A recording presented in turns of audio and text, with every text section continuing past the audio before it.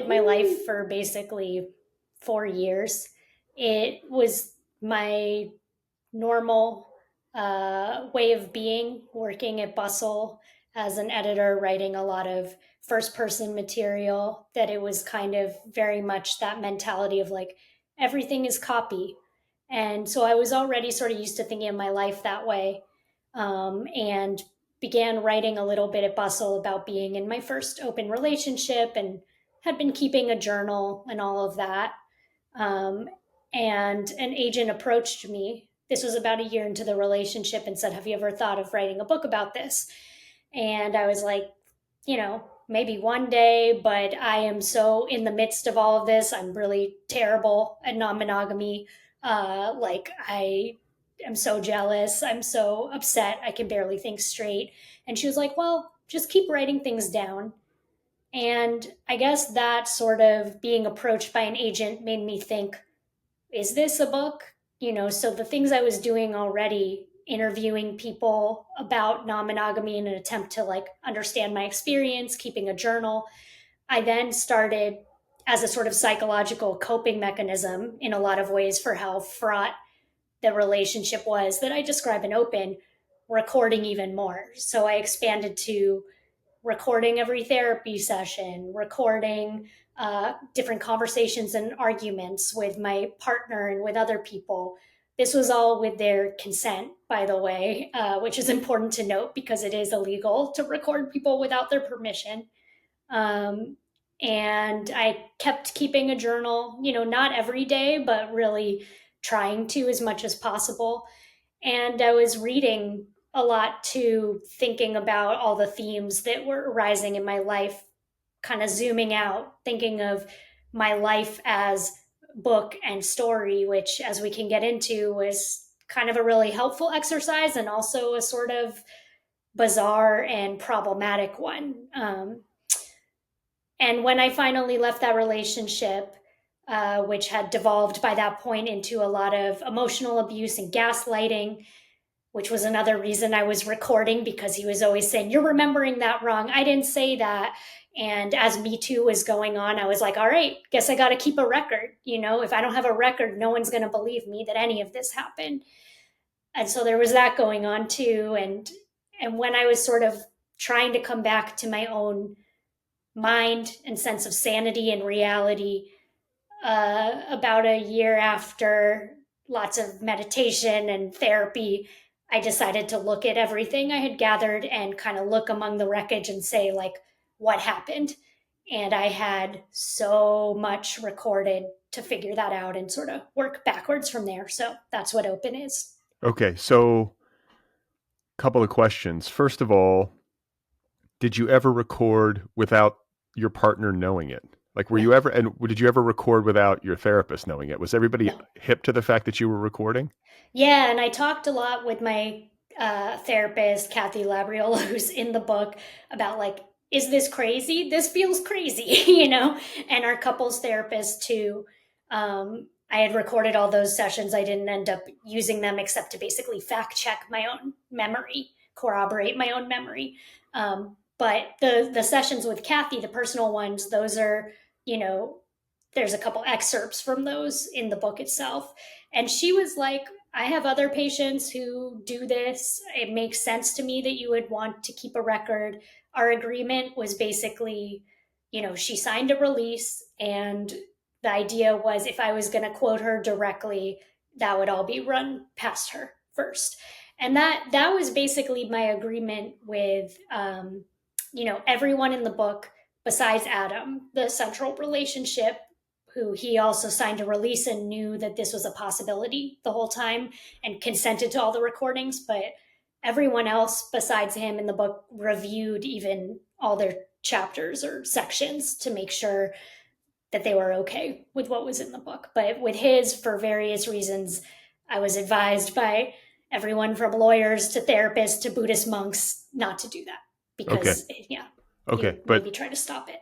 okay, but okay. So question is, like, you had people sign a release like early on, or did you have people sign a release once you had like a manuscript? I had people sign a release before I had a manuscript.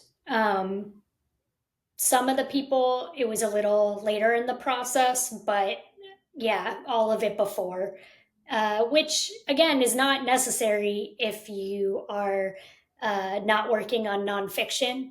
It's not even necessarily necessary for nonfiction or memoir. I just did it to kind of cover myself, and them, protect them, because it had clauses in it saying, like, I promise to protect your identity and identifying characteristics. And like, if that is violated, like, you can sue me.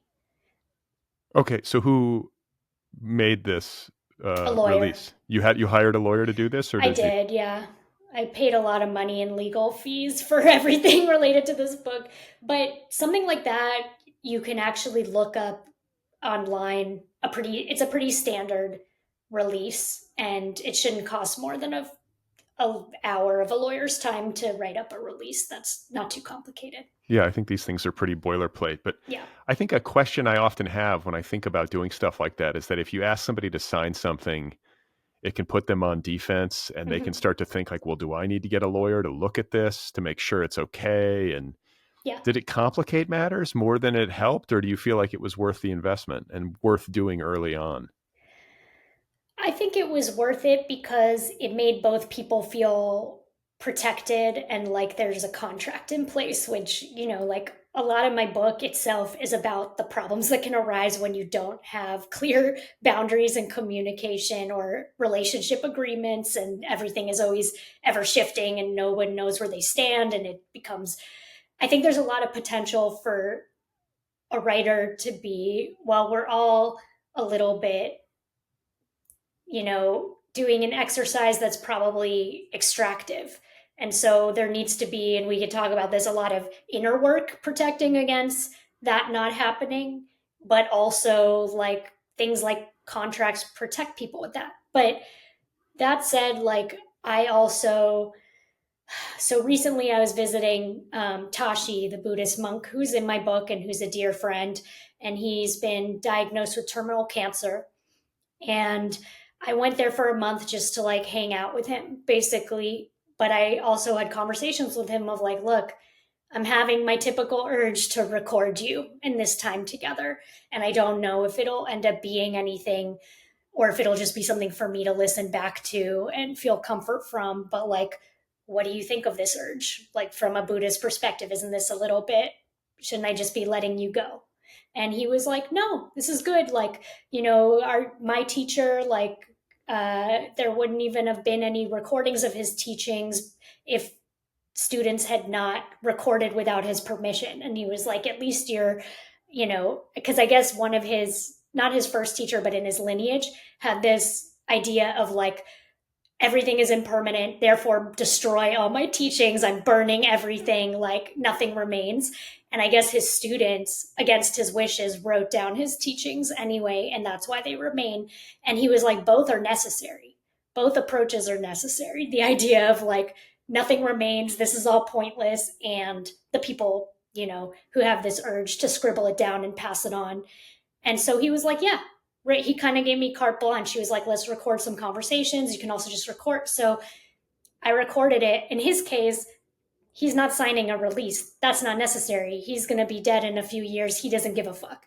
Like we don't have a relationship where that's necessary. And so you can kind of know. But in other cases where I was, you know, even protecting people all via pseudonym, but writing about the sex we had together, I wanted them to feel some sort of agency of like, I have some power here in terms of, I know she's not going to, violate my anonymity. And she's also going to like run this past me before it becomes a book to publish. And I think it was a good thing to do. Okay. So another question is, you mentioned that you are in therapy, Yeah. which, Which I'm recording, which yeah, yeah, yeah, right. but is common. Yeah. And you said it kind of tongue in cheek at the beginning when you were talking about self-recording and this process of sort of working from the inside out and writing in the first person and everything is copy. And I'm wondering if the process of working in that mode did psychological damage. Do you feel like it has harmed you in some way, or no? I think that I've adjusted my approach since taking recording as far as I can personally take it. So, I think I saw how over the course of that relationship, seeing everything as potential copy made me stay in situations that I was not actually psychologically okay with necessarily, because I wanted to see how the story ended, because I wanted to see if I could, take things as far as they could go. And that didn't mean I did things just for the story. It was really complicated. I didn't do things just for the story, but I did things I was curious about, that if I didn't think there might be a chance I would write them down one day, that maybe I would have thought a little more carefully about, is this the right thing for my mental health? Um, and also, like, as I've gotten more and more into Buddhist thought, I saw how trying to like grasp onto everything and keep a record of everything was not really a recipe for living very happily in my present life. So like I've learned to let a lot more go. Um, so I would say now, like, what I'm doing is like I don't keep a regular journal. I just record things when I feel like it. And I do still record my therapy sessions, but it's kind of like a backup file. It's like, should I ever want to write about anything going on in my life, like, this is my backup journal that I'll go and look at.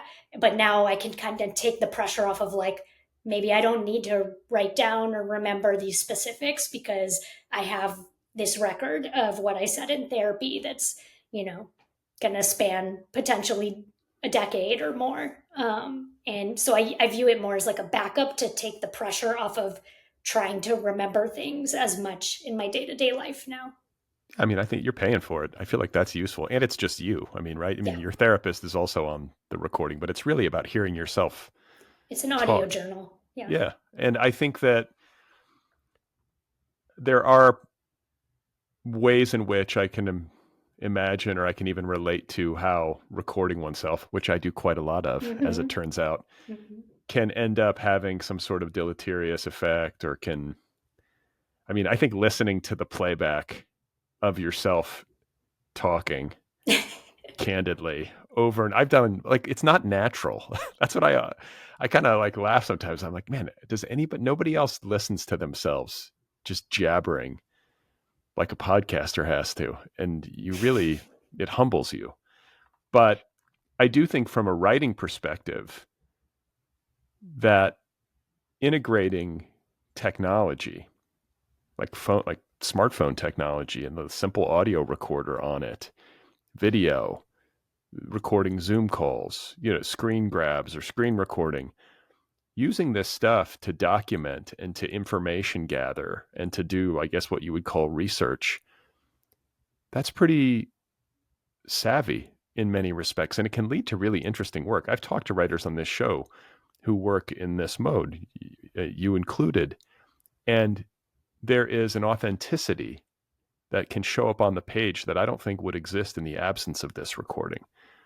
Right? I mean, it's very hard unless you have some sort of like, platinum memory, but even then. Which I don't. And I think that's why it's so compelling to me, is that most of the dialogue in my book is reconstructed audio. And so when people are like, wow, it's so authentic, or like that really feels like the back and forth that I had in my relationship with someone who was gaslighting me, I knew as it happened, this is so complex a dance and so much of a mind fuck, and I'm so confused that there's no way I'm going to remember the specifics of this without a recording. And so that's why I'm grateful you let me record it, because like that's how it's able to be so true to life, and reconstructed in an exact way that if it was just based on my memory and my emotions about that memory, it would just be more and more layers of distortion.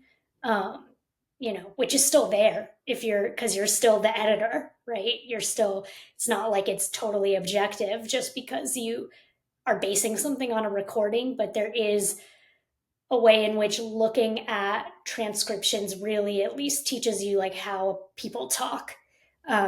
And I think that can be useful even if you're not drawing on it directly. Sheila Heti, of course, like works in this mode so much with like how should a person be, that she reconstructed it as autofiction, but the whole thing, the characters talking about recording her friends and sort of on a meta level, like, is this crazy to want to record my friends? And there's an authenticity to her work that I think is the result of partially having all these recordings. So what you're talking about, I suppose, at its essence, is applying journalistic practices to writing creative nonfiction, like personal creative nonfiction Or fiction. or fiction. And you, I mean, you, like you said earlier, you were writing for Bustle, so you have a background as a journalist. This makes sense that you would approach writing your books this way. And I guess, like, I'm wondering if there's any kind of reciprocity. Do you take anything to your journalism from the process of writing books that you can discern? Do you know what I'm saying? Does it work both Uh, ways? yeah, that's a great question. Um, well, these days I haven't been doing as much journalism. I'm working on like my own projects, trying to teach myself how to write fiction. Also, like potentially this project with Tashi I was talking about, things like that. But I think probably what it brings back is just a sense of narrative being so important, thinking about drawing the reader in a way that's like entertaining and character driven. um, Maybe having more looseness in terms of like what's allowed to be said. I think in my book I'm trying to really like blur those lines of like, this is very narrative and is supposed to read like a page turning novel and be erotic and all these things, at the same time as like there's a lot of research and interviews embedded in it and there's footnotes. So I think it's more just that I don't see the lines as clearly distinct. And I think that, journalism has a lot of room to be a little bit more edgy sometimes, which obviously, like, we have gonzo journalism and like a long tradition of that with, Hunter S. Thompson and whatever. But I think for me as a woman, I was like, how come I can't write about sex and be a journalist, without it being silly? And so I think I'll continue to bring myself in to journalistic stories or writing, and not be like that makes it less serious or less legitimate. So, a question I had that sprang to mind earlier when you were talking about the, uh, what do you call them? The documents that your subjects signed, the Yeah. clearance. What do you call those? A release. A release, yeah. Yeah. With respect to the release form, like, one of the things that it said was that you were going to protect their identity. Another thing that it said is that you were going to give them an opportunity to review parts of the book that included them, right? I actually didn't include that in the release, and I don't know if I would suggest people do. I just did that as a thing I offered as a gesture of goodwill. It wasn't in the legal. It wasn't in the legal. Oh, I'm glad I Yeah. asked that, because like I was thinking, like, man, what happens when somebody reads like a passage in the book and they're just like, oh, I don't like how I sound here. Right. But it's like what's on the tape. Right. I mean, I think that if you have someone who it's really hard to get them to agree to an interview or go on the record, that's something you could keep in your back pocket of like, if that's the only way to get them to do it, is say like, you have the right to review and potentially veto any material before it's published. You could put that in a release. But I found that just offering that to people, and I didn't frame it as you have the right to say this can't be in there. I was like, if there's anything in here that you're uncomfortable with, I want to know. That's the way, and so that we can come to an agreement and like I can try to change it. And basically, with only a very few exceptions, people were like, this is great. This is, they were cool with it. There was a couple things where people wanted like a very small detail changed. Like there was nothing for me to change. So it was just really a thing that I think my offering that made people feel even that much more safe. And it was what I was comfortable with ethically, because I was like, I don't, with the exception I talked about, like any of these other people, I don't want to have include things they're uncomfortable with. But in general, I found people are just so flattered to see themselves written about that it's rarely an issue, even if the portrait is not that flattering. Yeah, I think that's true. I think people like to appear in books. Yeah. It's maybe not something you realize until you do it, but I've never had anybody say, hey, take me out of there. Maybe change my name or something, but Yeah. that's it. And you get all of this raw material. Oh, and before we go to that question, I want to ask you about the central relationship depicted in the book, the Adam person. Mm-hmm. Did you share the book with him before it published in full? So I didn't, which was like a really difficult decision made, like I said, with like lawyers, therapists, and Buddhist monks.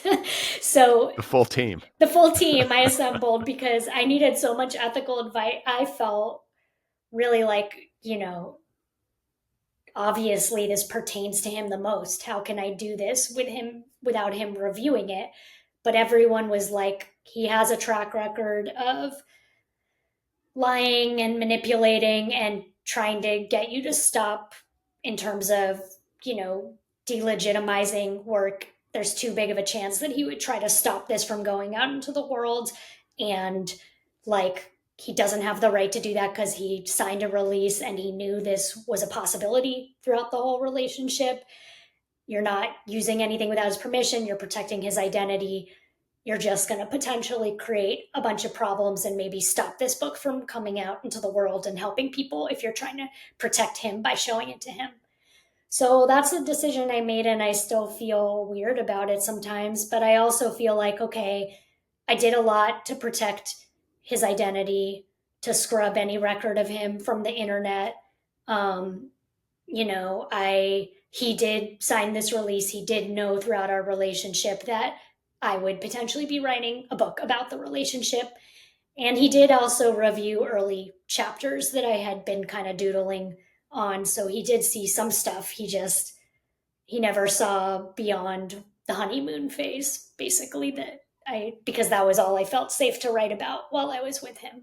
So legally speaking, if somebody is going to write their lives and possibly implicate people in their lives on the page, do you have to get a release signed? No. I feel like you can't you just write your life if it happens Yeah. to be writing about somebody you're in a relationship with? Like, you shouldn't date a writer if you don't want Yeah. to show up in a book, right? Yeah. No, that I did the release thing is like kind of above and beyond the norm. You do have a right to, I mean, you basically should protect people's identity unless they're a public figure. If you don't want to potentially get involved in a legal situation. But other than that, like, as long as you're not, yeah, like defaming people and making it so that they can say, like, oh, I lost my job because of your book and sue you for that. Yeah, you have a right to write about your life. It was just I should me trying mention to for be people, ethical within reason. Yeah. well, I should mention for people listening that Rachel made me sign a release before we came on the air. I had to hire lawyers. It was a very intense process. But I want to ask you a bit more about gathering all of this material. That's the easy part, right? It's press record. It's, scribble some stuff in a journal with no real sense of obligation to anybody who's going to read it, because you're the only reader, theoretically, right? And if you're going to write a book for public consumption, there's a long way between that kind of material and what ends up between the covers. And it's very easy to accumulate a lot. You know about that. I know all about it. I'm working on a book right now. I'm working from a 3,000 page journal. Oh And my God. yeah, it's crazy. And I think that audio can pile up even more quickly. Yeah. Because people talk, and an hour of conversation is probably 30 pages of transcription. So you can imagine if you have 200 hours of audio, what you're dealing with and what you're trying to parse. Yeah. Can you just talk a little bit about that process of like how to unpack all of the raw materials as you move towards the composition of the book? And also, are there any tricks of the trade that you learned when it comes to organizing? Yeah. Well, so it's a great question. And this is another reason why, after having gone through this experience, I'm like, okay, I'm going to really relax on recording now because there's such a thing as way too much. And I had days and days and days worth of audio. And it was unfortunately right before the AI transcription got as good as it is now. So I spent thousands and thousands of dollars of my advance getting it transcribed because I had a year to write the book. And so I was like, I have to see what I have. Luckily, AI transcription is a lot better now. Otter AI, I suggest. What is it called? Otter AI. Like OTTER? Yeah, it's a really good, both you can record in it, and it does automated transcription, and it's not perfect, but it does at least like separate the speakers and, paragraphs and stuff like that so that it looks more like a real transcript and you can kind of see what you have. So yeah, I got tons of it transcribed. I went through all the pages, set things aside of like maybe use, don't use, tried to organize it chronologically so that I would kind of have these backups of if I needed to, like I said, fact check myself. I created, multiple Google documents. One was sort of a chronological primary source document. So it was like I had to go through all the journals, right? Some of which was in Google Docs, some of which I had to type up from just like handwritten journals. I had like dates that I knew were really important. So I would go back and look at text message exchanges with certain people or dating message exchanges or email exchanges. And I tried to compile all of that into this one huge primary source document. That went in order, so I could just literally be like, okay, what was the order things happened in, and how can I pull from this? I even had from my Kindle. Luckily, I was using Kindle, which is something I recommend if writers can push themselves to use it because that automatically gathers all your highlights and stuff. So I was able to then also look through all the books I'd been reading over those years and since that related to the book and pull the most pertinent quotes so that I could weave those in. So I had another document for that. What else? I think with the conversations, because there was so much, I probably, for each character, had separate Google Docs of like their most key quotes or scenes and tried to create something chronological for that as well. So it was just so much. And that worked pretty well for me. But I think each writer has to find their own way of sorting it in their own process. Can I that ask makes a sense question? to them. Yeah. So when you're gathering all, or you're unpacking all of this stuff and you're creating these Google documents, like one for each person, where you're, sifting through the transcripts and pulling quotes and all that kind of stuff, did you have to do all of that foundational work before you began composition, or was it kind of like all at once? I had started, luckily, doing some of it before I got my book deal, but the majority of it, I mean, I was really lucky that I got a good enough book deal that I quit my job and worked on the book for a year slash really a year and a half full time. But I mean, I was putting in to get that done, to go through all this and write a draft of the book. Yeah, like I was putting in crazy days every day. And thank goodness I didn't have any writer's block and I was just working well with having that deadline. But I was just completely nonstop working on the book for, yeah, every Well, day, all the I time. I feel like that's one of the benefits of working in this mode and having all of this source material is that it's pretty hard to have writer's block. Yeah. when you have 6,000 pages of transcripts, Yeah. right? I mean, there's always something to pull from. You're never going to be totally stuck without any idea. And you lived through the experience that you were trying to write. So you sort of knew the bones of the narrative, very intimately. I did. And one thing that helped me a lot was having read before that so many craft books, listening to your podcast, all this. It's not like I wasn't thinking about how to write a book. And I sort of had the framework of how I'd been thinking about my story as a sort of heroine's journey when I read Maureen Murdoch's book, which is like an adaptation of the hero's journey, and looking at this sort of more like feminine framework for that same arc. And so I sort of created a timeline, was another really important thing that I did, of like what happened, now that I had it all laid out in these primary sources of really exactly, because a lot had happened over those years, a lot of plot points. And then I was like, holy shit, I can pretty easily make this fit in this framework of the hero's journey. Like it really naturally did, in some eerie ways, fit that arc in terms of like, the call to action and the meeting the mentor and the, even the moment of whatever into the cave. I mean, really, like our life, these are frameworks because our lives can follow these trajectories. But also, I think something I suggest writers do, whether it's autofiction or memoir or nonfiction, is like just look at the different frameworks that are out there for telling a story and see if you can experiment with how your own timeline or the way you've thought of structuring this story like fits onto it, because that'll help create a framework as well. You're like, oh my God, I'm a hero. Who knew?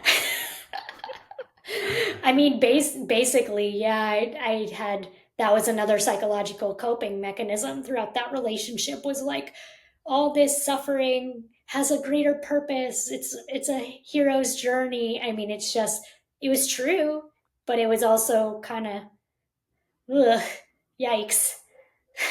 Yeah. I mean, I mean, you said that you've touched on this already, but when you know you're going to write about something and you're living through the tougher parts of a relationship, you have to have at least one eye on the page when all of that is happening, right? It's kind of impossible to turn that switch off if you're a writer. Yeah. Like, even when you're like, God, this sucks. I'm miserable. This is great, though. This is great for the book. Like, right? There's some part of you that's doing that.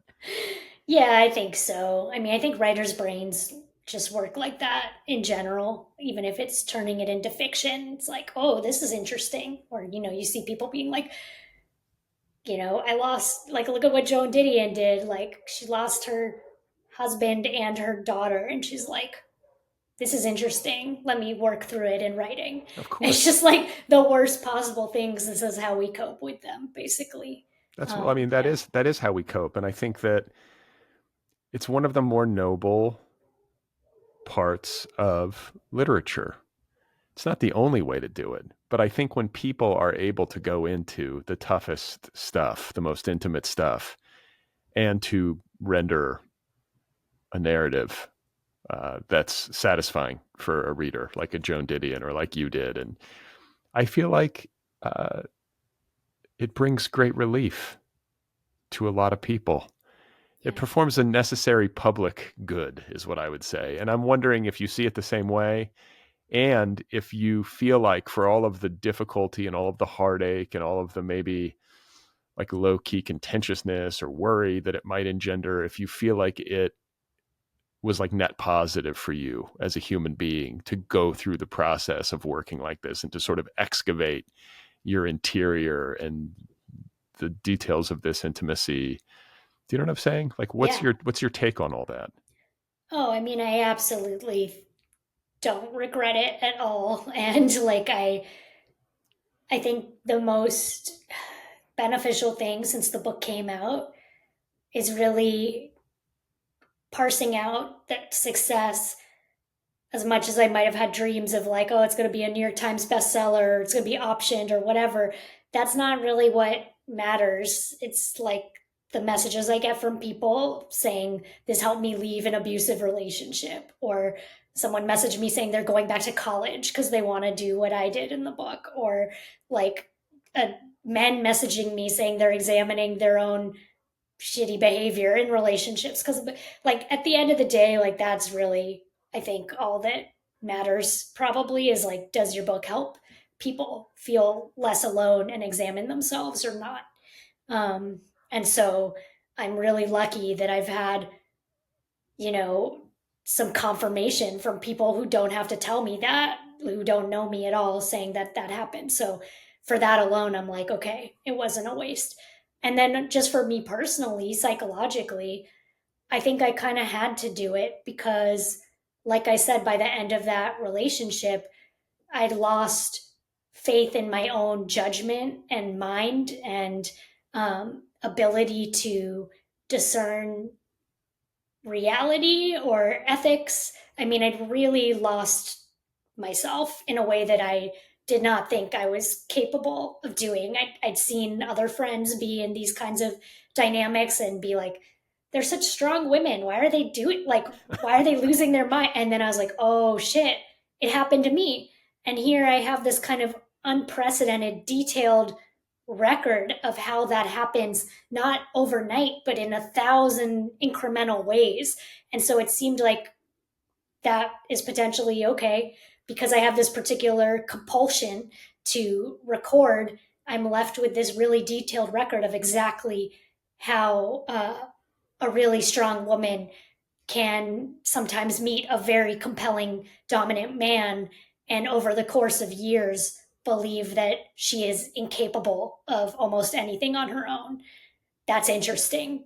I feel like that deserves being viewed as something to look at, not just as a subjective experience, but also like a psychologically complex and sometimes patterned one that can be documented and looked at by therapists and other people in the book who are saying like, yeah, this follows X, Y, and Z pattern that I see all the time. So yeah, I was trying to really talk about something very personal so that I could work through it and so that other people could work through it through a lens that would maybe be taken a little more seriously than just a tell-all alone.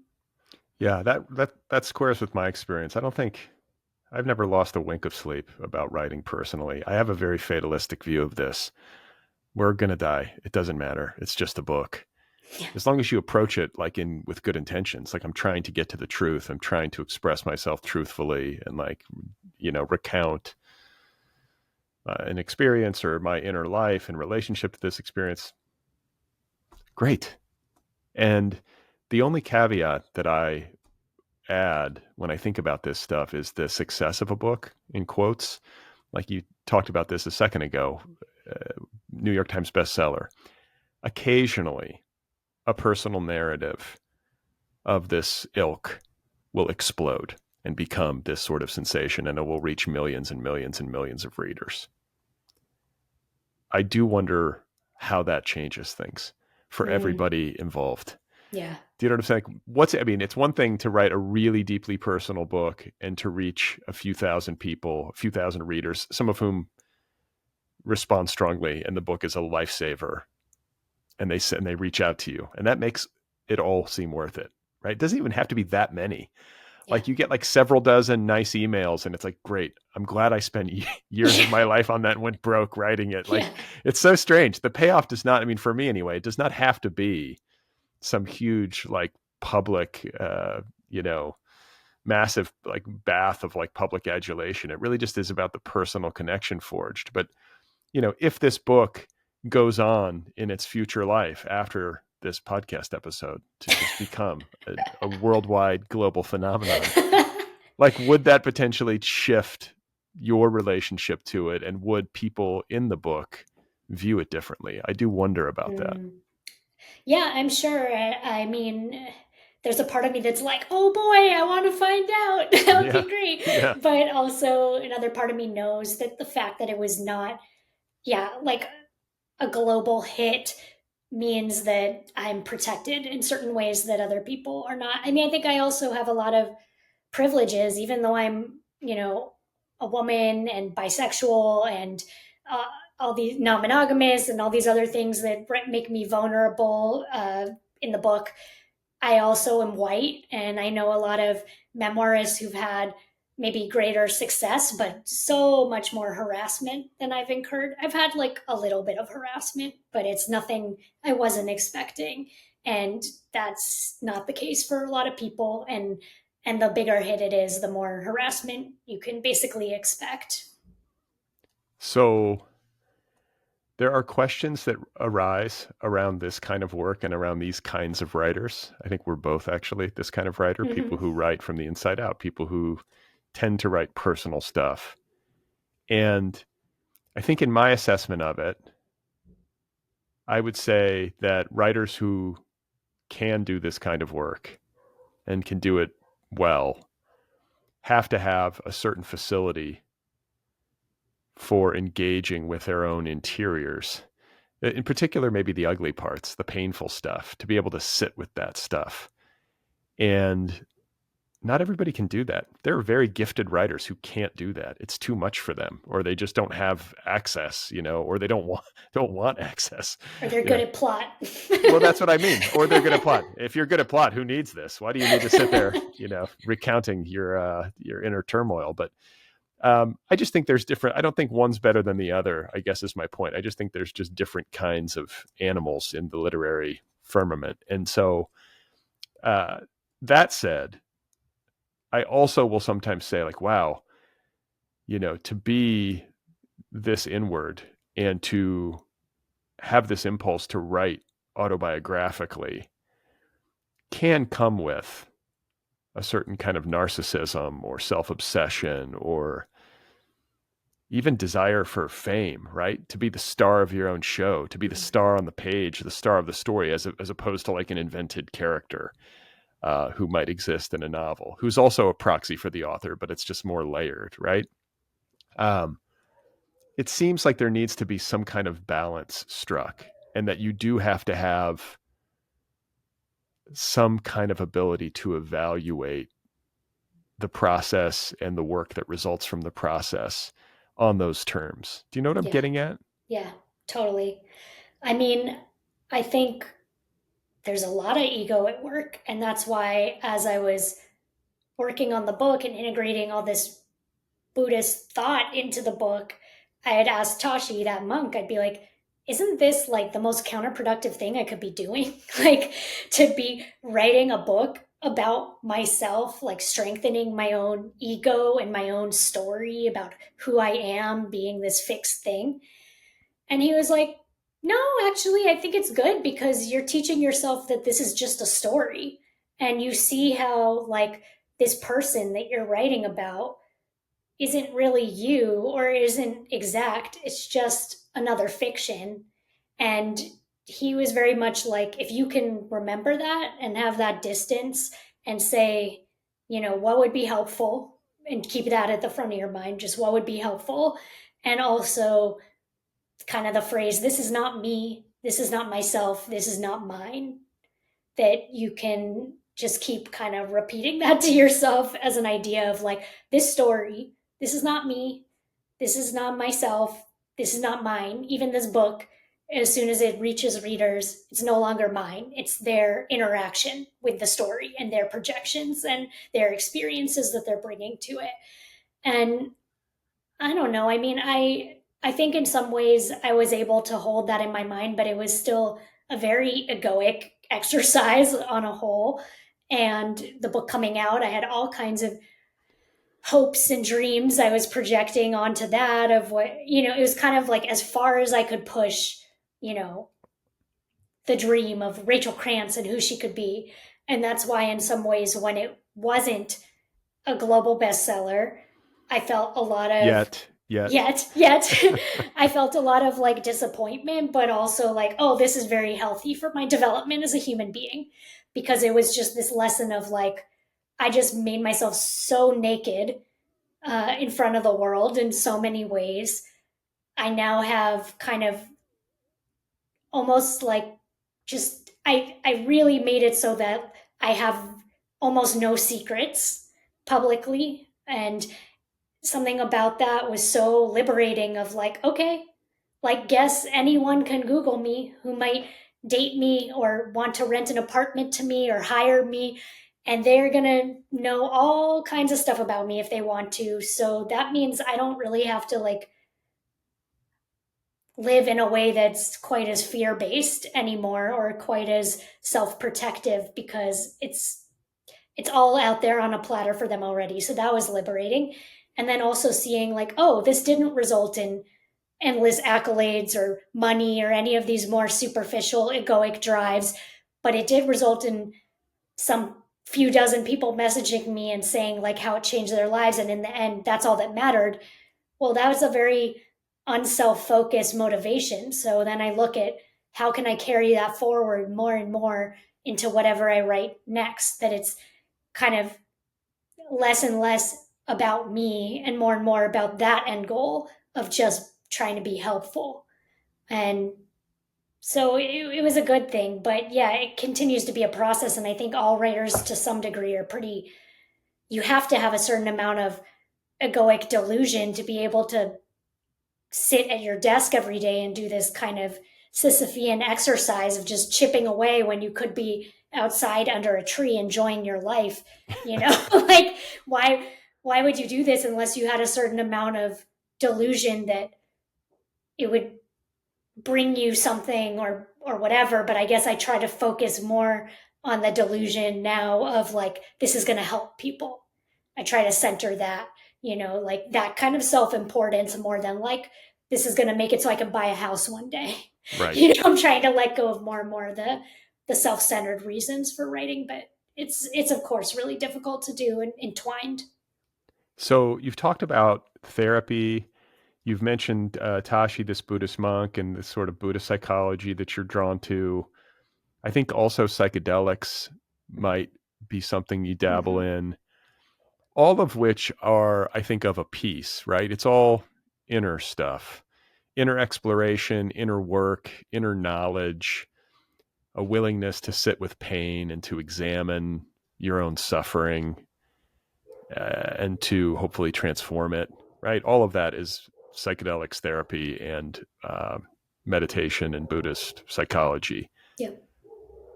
I guess like for people who are writing personal narrative and who are investigating the self, there has to be a higher, to do it well, there has to be a higher degree than the norm of aptitude for this sort of work.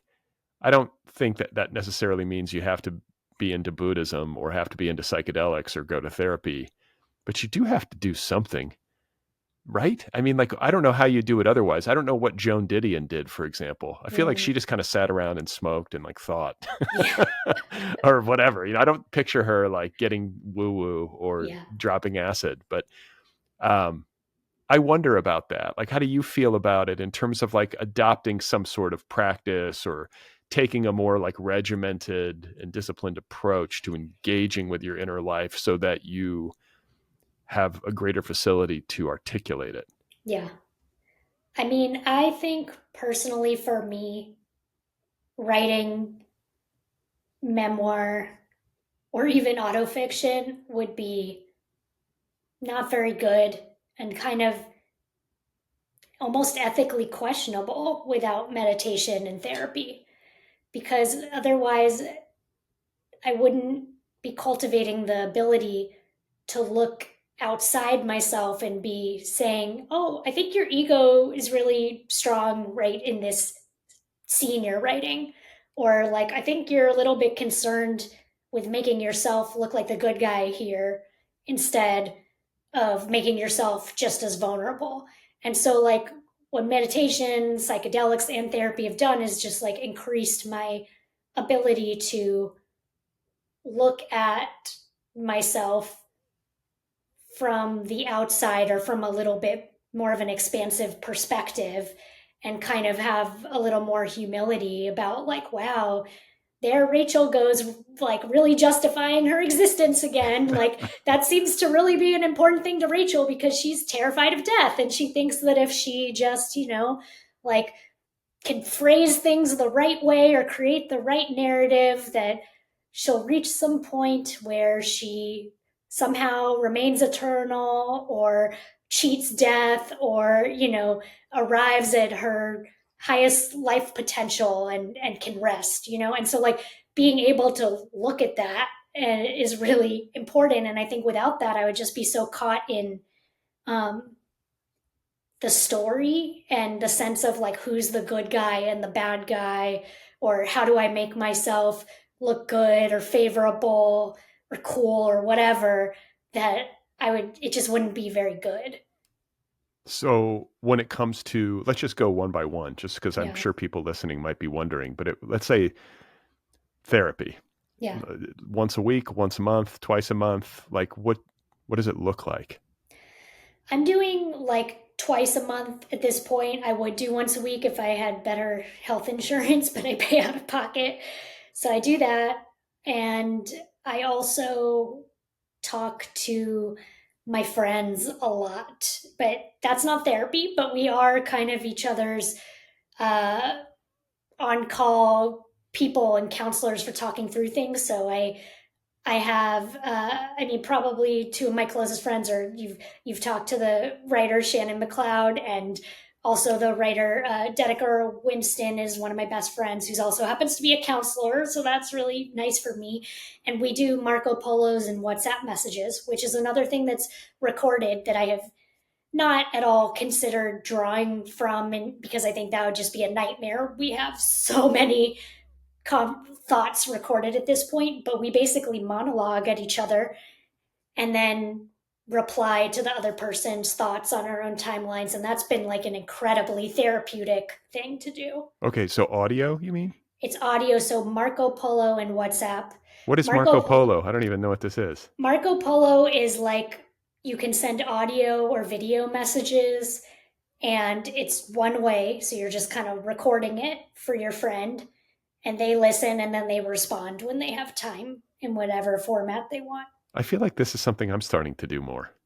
It's awesome. Well, it's better It's than like a really text. good. It's like It a little bit is. more personal. You can hear the person's voice, or you can see their face if you do a video. And then they have the ability to like process it and respond at their leisure. Yeah. And they're relieved of the burden of listening in the moment, which can sometimes lead to deeper listening in certain ways, or it just leads to a different kind of listening, because yeah, you listen to what they say, it's so vulnerable, you're taking in 5 or 10 minutes of what's going on in their life, and then you respond at a time when you feel like talking, which might not be for another few days, with what you might say to them that might be helpful, and also what it's bringing up about, maybe there's synchronicities of what things you're thinking about in your own life. So I love doing that, and that's a way that my friends and I do free therapy for each other that's been just a lot more practical than scheduling phone calls all the time or Zooms, and but also a lot more intimate than texting. Did you formalize this with them? Like, I'm curious, like, because I don't have any such thing going on with any of my friends where we all Marco Polo one another. But I'm wondering if it just evolved naturally, or if it's something where you said, like, hey, let's set up a dialogue where we can do this kind of exchange. It arose naturally during the pandemic, and Shannon actually I met through a writers group that the author Liv Stratman started for people publishing during the pandemic, and we just started talking and like had a rapport. And I forget whose idea it was to Marco Polo first, but we became really close friends over the pandemic via this medium before we even met in person. And now she's my best friend. That's wild. Yeah, That's it's wild. really cool. Okay, so that is what? Therapy. That's therapy in a nutshell. It's have a therapist if you can hopefully afford one. Talk to that therapist, what, as often as possible? Probably a couple times a month. Yeah.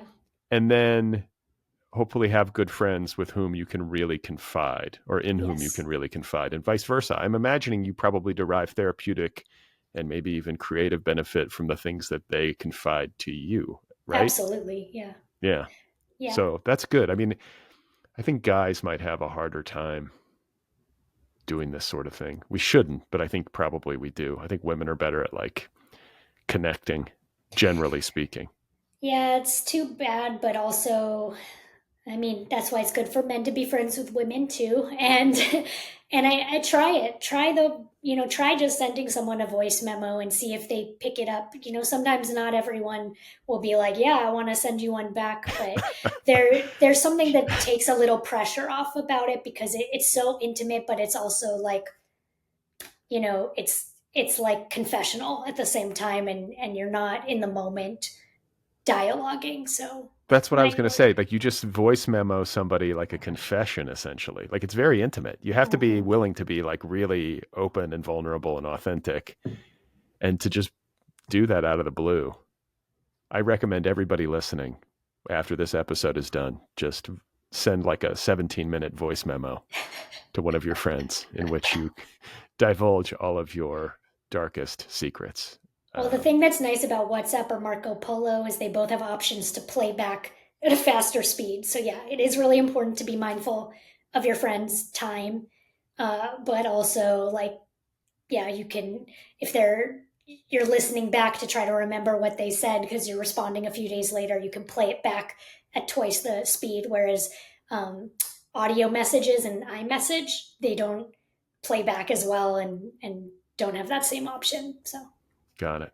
Well, the next thing I guess we'll do is uh, Buddhism and Buddhist psychology. I like to distinguish because I'm sort of into this too. And I always distinguish that it's like not really Buddhism in a religious sense. It's more Buddhist psychology and meditation practice, which is to me secular. It has nothing to do, I mean, it has something to do with the Buddhist world, but it can be done totally independently without any kind of Buddhism at all, right? And I'm curious to know how you got into this and then how you feel like it helps you to do the work that you do. yeah, I mean, I was always curious, like a lot of Jews, about Buddhism, um, and it didn't really fully click till I went on retreat with this monk Tashi. Who there used to be these in-person retreats funded by a donor for people who worked full time in the animal rights movement to basically help them sustain their work, and that's where I met him. And I just really responded to him based on where I was at in my life, trying to it was right after this breakup, trying to regain a sense of trust in my own judgment and mind and being able to parse these voices out. And finally got into really having a regular practice and just found it helped me so much, along with a lot of the other things he talked about, like, ways to combat your sort of inherent negativity bias and gratitude practices and just these different practical things that I began implementing into my life and just saw really big shifts in the way I perceived the world. So I kept going deeper with that. And then over the pandemic, he started doing his Buddhist Sangha over Zoom. So that gave me the opportunity to explore it more from looking at actual Buddhist texts and hearing talks and practicing in community in a less secular way. Um, and I decided to, as I was writing these books, adhere to take the precepts, which uh, are not necessarily that I will never like do drugs or be celibate. It's not the same as when you're on retreat, but it is like not to kill, to try not to like be unwise with speech is one that's really important to me. So like I kind of committed to myself that I try to not lie ever, even white lies. And that's had a really big impact on my life and writing, because I really have to ask myself, is there any part of you that's even doing a lie by omission right now or otherwise? So that's pushed me to be more honest. And then also like the bodhisattva vows that you take, which is basically that you'll, try to help liberate all beings from suffering, including yourself. So that's helped me think about what is most important in my writing and my work. Going back to work at a nonprofit where I'm working on issues of animal suffering and environmental suffering, to kind of frame like anything I do should not just be about myself, but it should be about liberating as many beings as possible, but also the idea that that has to start with me. So if I'm not feeling free in my work or my personal life, then the other stuff isn't going to work either. So I guess just having that kind of central tenet of like trying to liberate at the as an ethical cornerstone of my life rather than trying to be famous or trying to be rich or all these other things that might have motivated me a little more before.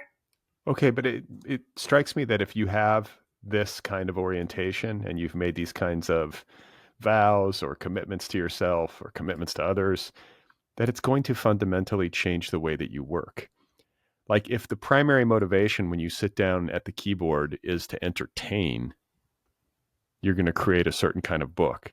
Yeah. If your primary motivation when you sit down at the keyboard is to liberate other people or to help the reader in some fundamental human way, that's going to create another kind of work, right? I mean, it does make a significant impact. Yes, except that to help people and have them read the book, it has to be entertaining.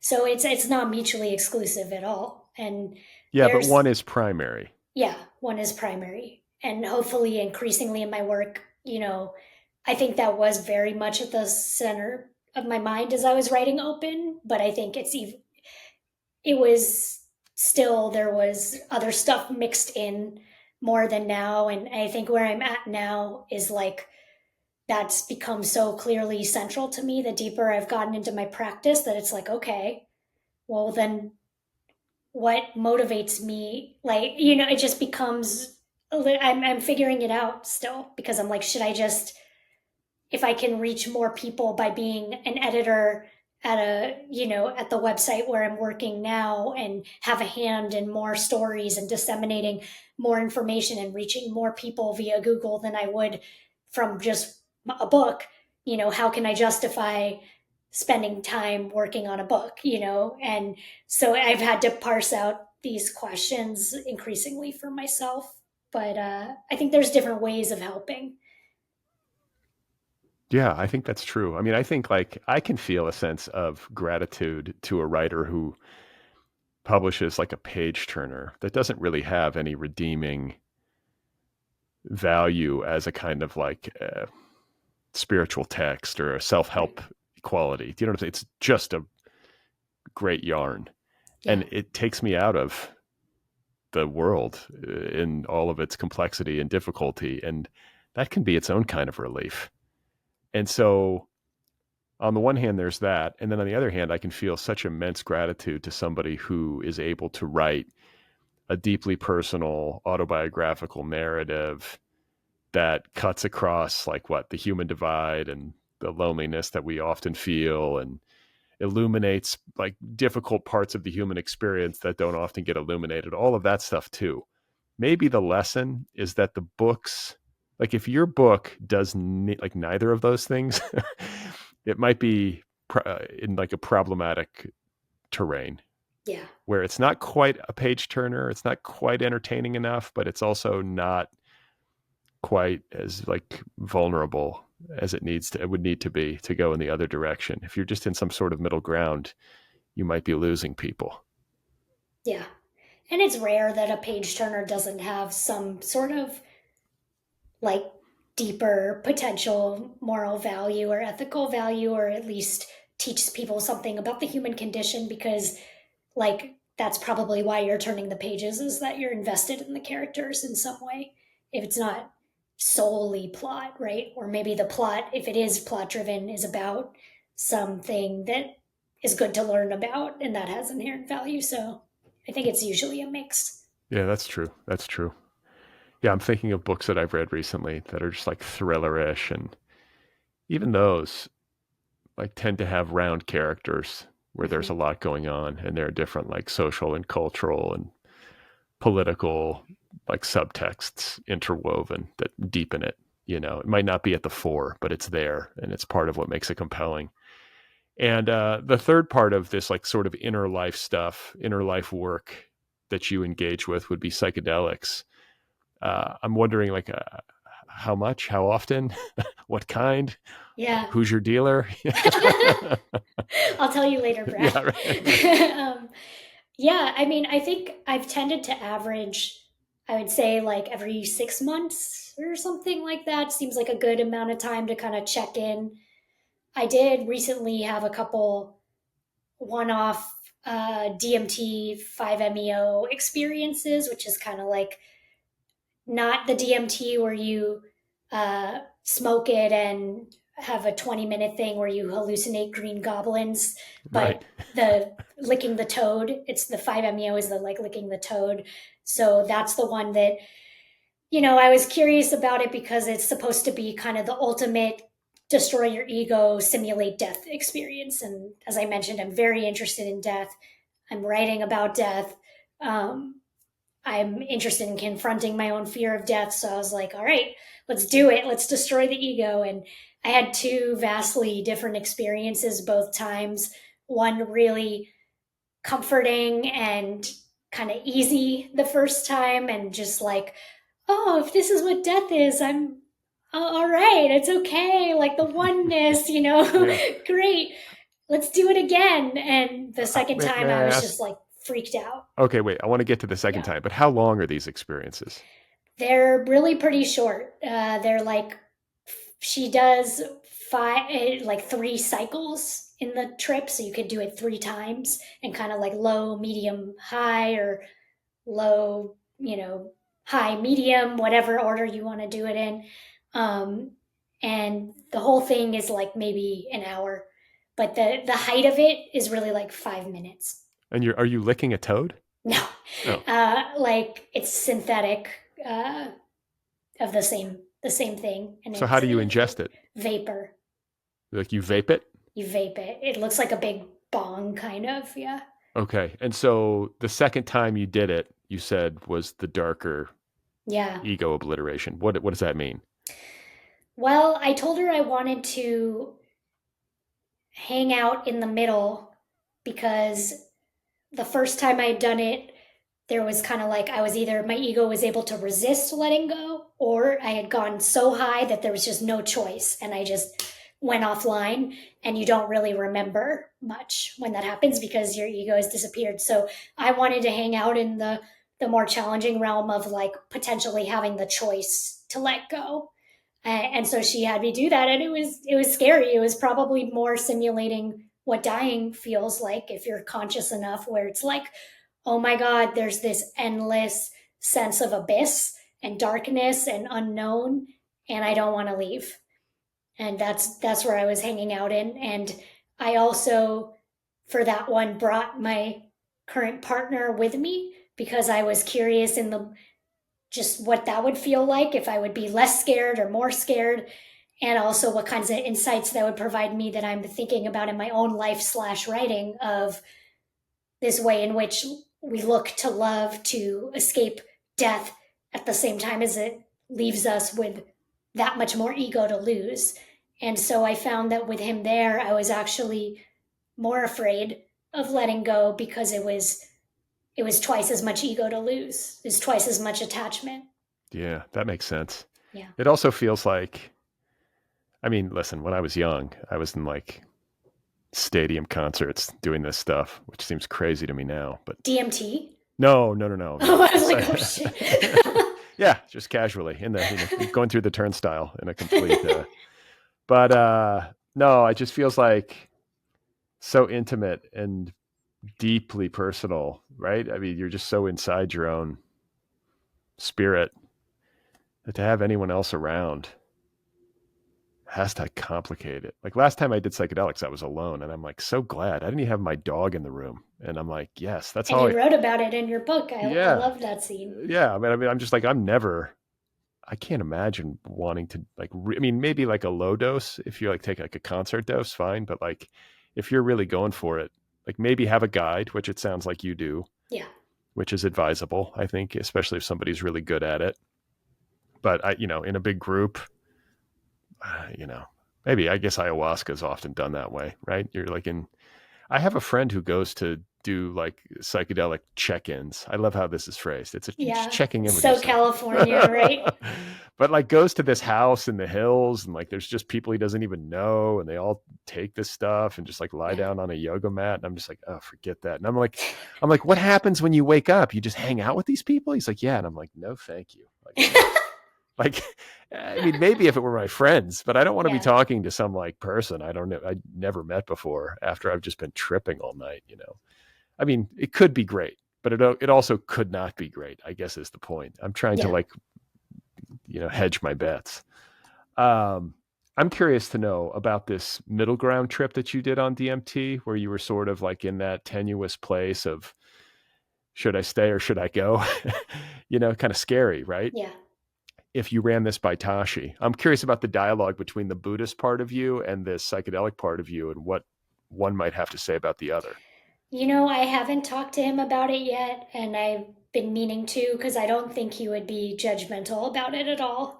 I mean, I think he maybe, for him, feels like it's a cheat to the same thing or a shortcut, but I think he would just be like, oh, yeah, you know, you saw into the nature of emptiness and that's what it is. And like, but I do want to talk about it with him, especially before he dies, because it's just been so, I mean, I can't tell you how profound this experience was of hanging out with him after he's gotten this diagnosis of just seeing someone so clearly unattached to being alive and able to like joke about their own impending death like so sincerely and with so much lightness and wisdom. It was just like that really did as much as the DMT trip or more to help me loosen my own grip on my fear of death, because I was just like, oh, this is possible. Like I've never seen someone.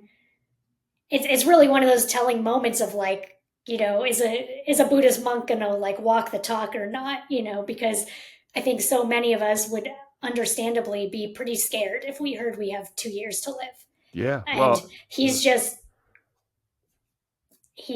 behaving exactly like you would expect, and there's a lot of humor. There's a lot of joy, actually. wow. Yeah. I feel like for me personally, it's a fluctuation. There are days, moments, like hours where I do think I could die and be fine. Yeah. And then there are moments, I just had one the other day where I was like, all of a sudden just gripped with like this terror, like, like I'm going to fucking die, you know, like everyone's going to die. It's awful to, you know, I go there too. Yeah. It's not consistent, I guess is the point. I'm not like in a constant state of terror, and I'm not in a constant state of serenity either. Mm-hmm. It's like a back and forth. Is that how it is for you? Yeah, absolutely. Yeah. I have moments of just sheer terror and moments of acceptance and lots in between when I'm probably just trying not to think about it, right? But that's why I'm so interested in writing about it, is so if there's something I'm really afraid of that I think is in some ways, I think my fear of death is a lot of what gets between me and feeling free in certain ways in my life, or just, you know, it drives, there's that whole idea of terror management, of just that everything in life is like an attempt to sort of convince ourselves that we'll somehow be immortal or cheat death, or it's an attempt to not think about it. So I think for me, that's definitely been true. And it even drives writing, and it's not all bad, but it makes me curious to see if I look at this more and more closely, can I make more and more peace with what's inevitable and basically suffer less myself and help others suffer less by looking at it. And I think, yeah, but it's also been, I think the DMT was a nice little slap on the wrist of like, I very much felt like if there is sort of any, you know, personified medicine or wisdom of whatever that is, it was saying to me, like, be careful, like, don't, you know, like tread lightly with what you're fucking with here. Like, don't try to bite it all off at once. Like, this is a lot, and just take a step back and don't just be like, oh, let's do all the drugs, you know, look at it, be buried alive and overcut. Like, you could just traumatize yourself further. So I think that's another thing that therapy and meditation should be in conjunction with mindful psychedelic use, because otherwise you can really, you can end up traumatizing yourself further. Put the toad down. Step back slowly. from the abyss, from the edge of the abyss. Yeah. Um, so I feel like we've covered a lot, and I feel like, for anybody who's interested in working in this mode, there's plenty to mine. Have we missed anything that you wish I would have brought up? Well, I mean, I was curious because you wrote about a psychedelic trip. We both wrote about psychedelic trips in our books, and I was just rereading Great Circle, which is another book I love. And By like whom? Maggie Shipstead Oh, came right. out a few years ago. It's big, fat, really good book. And she has a scene of someone tripping on mushrooms, and you just seeing it more and more in literature. If you had any like ideas around guidelines for writing about psychedelic trips, because I think it's one of those things where it's like, oh God, don't tell people about your dreams, right? Like it can so easily go off the rails. But I found for me, like trying to keep it brief and funny, like leaning into the humor of it is important. And also the poetic nature of it, like letting it be a place where you get a little, poetic if you want to. I don't know. Do you have any other tips for people trying to write about psychedelic experiences? I mean, all I can say is that it was the hardest part of the book to write Mm, because I felt an obligation to write it in such a way that it would be accessible to people who have no experience in psychedelics. right. You don't want to write only for the people who are like, doing ayahuasca circles, Yeah, check-ins on a exactly. monthly basis. And then I think that this is a great like full circle moment, but I feel like the self-documentation processes that we discussed earlier, journaling, even audio recording, if you're going to write about a personal psychedelic experience, I cannot imagine a better or a more necessary place in which to do so, because in my experience, psychedelic journeys are incredibly ephemeral and difficult to recall. They almost dissipate. The moment you sort of come down, they start to dissipate. And then, like, within 24 hours, so much of it is gone. Yeah. So I think having a pad and paper at the ready, or a phone with an audio recorder somewhere nearby, not too close, but somewhere to go to after you're sort of done with the heart of the experience, is really useful, because otherwise it's going to be piecemeal, or you're going to be working from memory in a way that's really fictive, or much more fictional, and I think that it's like truth is stranger than fiction, especially with psychedelics. Yeah. So if you're going to try to put it on the page, the closer you can get to documenting it as it actually happened, the better off you probably are. And I think you have to make peace with the fact that if you write about a psychedelic experience, there are certain readers out there for whom that is just going to be unacceptable. You're going to alienate a certain category of reader no matter what. So you might as well just go for it. Yeah. There are some people who are just like, what? This is crazy. This is stupid. The last thing I want to hear about is like a middle-aged man on mushrooms. And it's like, fair enough. I get that, but I think this point that you made earlier about seeing it more and more in literature and in the culture makes a lot of sense. I think more and more people are open to it now and are recognizing the values in it. I mean, it's something that you have to really be mindful of. And it's something that I think you should do with respect, right? These are not things to trifle with. You can fuck yourself up if you don't know what you're doing, or you take too much, and there, or if you have some pre-existing, Yeah. neurochemical issue that might be exacerbated by it. But for people who are genuinely interested and who want to do it thoughtfully, it can be, I can't think of too many things in life that are more powerful and more human Yeah. than like a psychedelic experience. I mean, I can't say that, like, and maybe you could speak to this, but like, there's not a ton to hold on to. Like, I had an incredible psychedelic experience, and like, I do carry forward some lessons, but like, I still have darkness. I'm still the same old fucked up person I used to be. Nothing was permanently fixed by it. Maybe I'm a little bit better, but just like a little bit. Yeah. Like, right? Is that how it goes for you? Yeah. I mean, I think it's that balance of the more you do it, the more you uncover, but also potentially, like we said, re traumatize, or like there's such a thing as too much. More is not always better. So you kind of have to follow your internal wisdom of like does this seem like it would be beneficial to go back to that place and examine something else?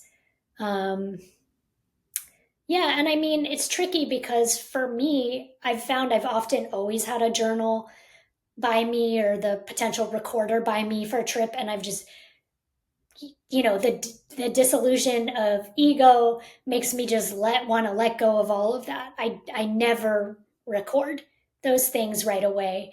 I let a lot of them go and feel a sense of trust of like what's important about it will stick.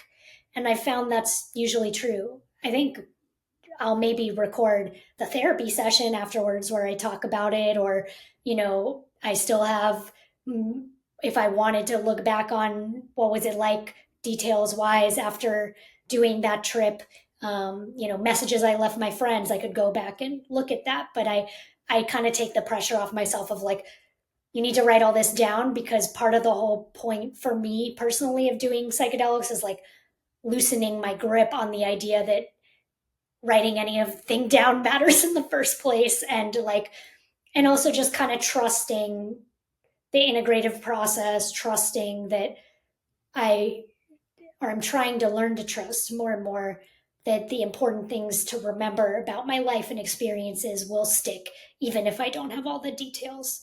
So it just depends on the person. Yeah. I think it's just like the the neurochemical aspect of it, and just like the sheer wildness. Yeah. Like there's stuff that happens inside of a psychedelic trip that is so mind blowing, and yet you lose so much of it. Yeah. Even stuff that might be important.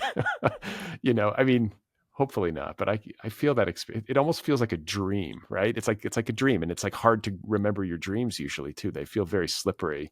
Yeah. And I think there's a part of me, especially in the kind of like bougie cultural way that it's manifesting oftentimes these days, where people do check-ins and ayahuasca circles in Malibu and all this bullshit. It's like there's a commodification of it, right? Yeah. But there's also this,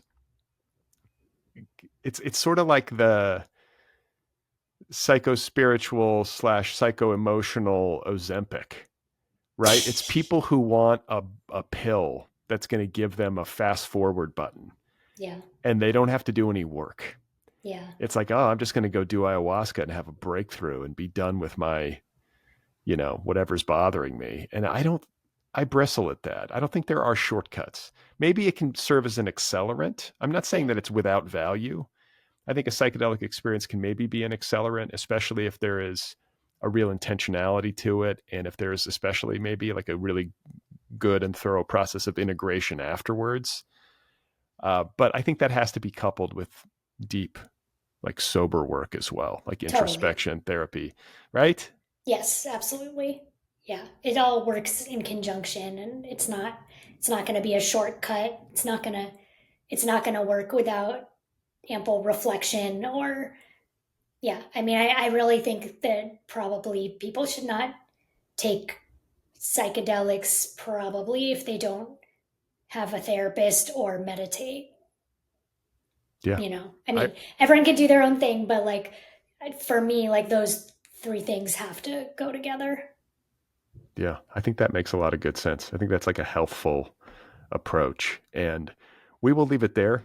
I feel like we could just, talk for hours and hours, and there's endless things that we could probably discuss, but we'll pause it there. We'll let people digest. And hopefully there's, a lot of gold to mine in the conversation that people can take back to their writing. I appreciate the time and the insight and your willingness to share. Congratulations on the paperback publication of Open. And what are you working on now? You say you're working on death. Is it a death book? What is it? Yeah, it's about death and soulmates and the connection between our search for the one and our desire to evade death. All right. Yeah. That's good. That's as succinct a description of somebody's work in progress as I've heard in a while. Good job. Oh, wow. Good. Thank you. Well, great to see you, Rachel, and appreciate it. Thank you so much, Brad. I love these Craftwork episodes, and so I hope this was helpful to people. And they can reach out to me if they have any other specific questions on Instagram. My DMs are open. I'm always happy to help people.